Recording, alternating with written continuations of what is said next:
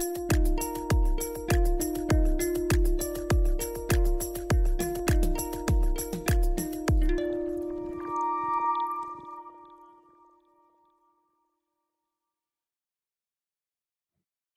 my name is Clara Carter, Partner Development Manager with Carahsoft Technologies, supporting our Amazon Web Services practice.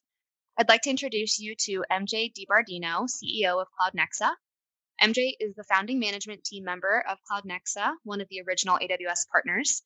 He has over 20 years of diversified experience and a high level of success in several industries, including manufacturing, financial services, healthcare, entertainment, and information technology services.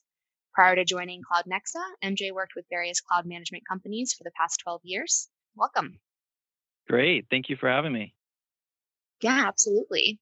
So I'd like to go ahead and just ask you a few questions in regards to compliant migrations into the AWS cloud as it would relate to federal customers to leverage your expertise in the topic. Perfect. Sounds good.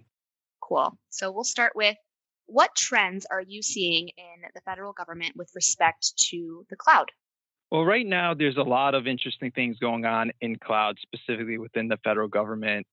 We've been seeing quite a few large opportunities come out through various RFIs, RFPs. Some most recent notable ones are T Cloud, which is the Treasury Cloud. They put out a fairly large RFI recently, and this is going to be a multi-year process, but we're going to see some great things ultimately come out of that RFP.